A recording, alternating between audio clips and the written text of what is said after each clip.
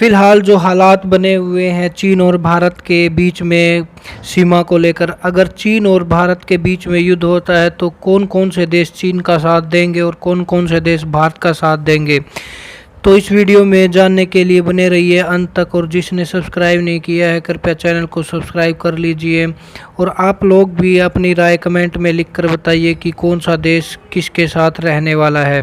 हालांकि अभी जो न्यूक्लियर पावर का ज़माना है, या यूँ बोल सकते हो कि परमाणु हथियार दोनों ही देशों के साथ है, और जो भी युद्ध हुआ तो वो लंबे समय तक नहीं चलेगा, मतलब 2 या 3 दिन में ही ख़त्म हो जाएगा अगर एक दूसरे ने परमाणु हथियार का प्रयोग किया तो।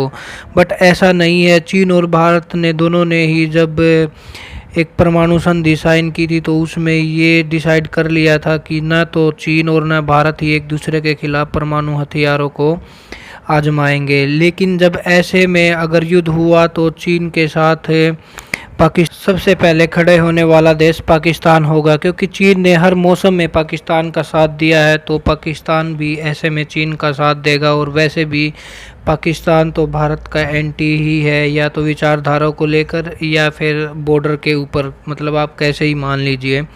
बट पाकिस्तान चीन का साथ ही देने वाला है। और अगर भारत की बात करें तो भारत का साथ देने वालों में बोला जाता है कि पड़ोसी सबसे पहले काम आते हैं। इसमें पड़ोसी भूटान भारत का साथ देगा, लेकिन भूटान की पावर या मिलिट्री पावर देखें तो इतना अच्छी नहीं है, फिर भी भूटान भारत के साथ ही जाएगा। और अफ़गानिस्तान भी भारत के साथ ही आएगा, क्योंकि अफ़गानिस्तान में भारत ने बहुत ही बड़े बड़े काम करवा रखे हैं। वहाँ की संसद से लेकर सलमा डैम से लेकर, और वहाँ पर बहुत सारे नेशनल हाईवे बनाने में अफ़गानिस्तान की मदद की है, तो अफ़गानिस्तान भारत का साथ देगा।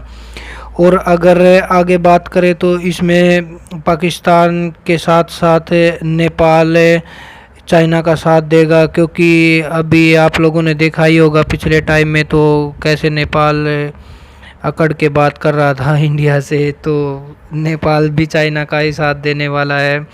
और इंडिया की बात करें तो इंडिया में इजराइल की विचारधारा इंडिया से काफ़ी मिलती है, और सिनेरियो भी इंडिया से काफ़ी मिलते जुलते हैं, तो इजराइल भारत का 100% साथ देने वाला है।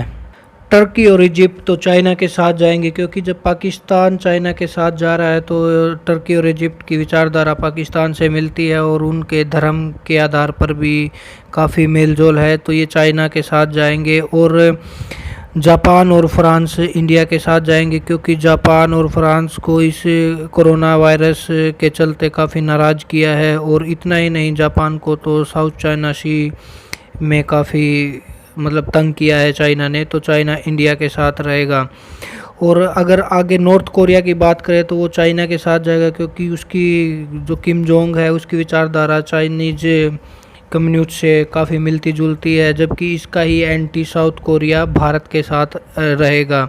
और भारत में यूएस से आप लोगों को पता है कि मोदी और ट्रम्प की जोड़ी काफ़ी फेमस हो गई है, तो यूएस से भारत के साथ रहेगा। बट ईरान की बात करें तो अगर यूएस से भारत के साथ है तो ईरान कतई भी साथ नहीं देगा इंडिया का, क्योंकि अभी आप लोगों को पता ही है जो उनका कमांडर सुलेमानी मारा गया था, मतलब यूएसए ने मारा था, तो ईरान यूएसए के एंटी करके तो चाइना का साथ देने वाला है। इतना ही नहीं, जो देश न्यूट्रल रहने वाले हैं उनकी भी हम चर्चा करते हैं। तो न्यूट्रल की सूची में सबसे पहले कन्नी काटने वाला देश रशिया रहेगा, क्योंकि रशिया के संबंध चाइना से भी अच्छे हैं, और क्योंकि चाइना के साथ बाउंड्री लगती है, और इंडिया से भी अच्छे हैं, बट वो किसी का भी साथ नहीं देगा। हालांकि वो यूएसए का एंटी है, बट इस लड़ाई में वो न्यूट्रल ही रहेगा। और बांग्लादेश, म्यांमार, श्रीलंका, ये भी छोटे छोटे देश हैं, बट ये किसी का साथ ना देकर, हालांकि श्रीलंका चाइना का साथ दे सकता है पर वो चाहकर भी साथ नहीं देगा। और जर्मनी भी इसमें न्यूट्रल ही बना रहेगा। और अगर ब्रिटेन की बात करें तो आप लोगों को लगता होगा कि ब्रिटेन इंडिया का साथ देगा, बिल्कुल भी ऐसा नहीं है, बट ये भी न्यूट्रल ही रहने वाला है। और न्यूट्रल रहने वाले देश ऑस्ट्रेलिया, साउथ अफ्रीका और यूरोपियन कंट्री भी रहेंगे। हालांकि यूरोपियन कंट्रियों को काफ़ी परेशान किया है चाइना ने, बस वो इस लड़ाई में न्यूट्रल ही रहेंगे। तो आप लोगों को क्या लगता है कि जो मैंने इस वीडियो में बताया है कि ऐसा ही होगा। अगर आप लोगों को कुछ और लगता है तो अपनी राय कमेंट में लिख कर बताइए और इसको शेयर करना मत भूलिए। थैंक यू एंड जय हिंद।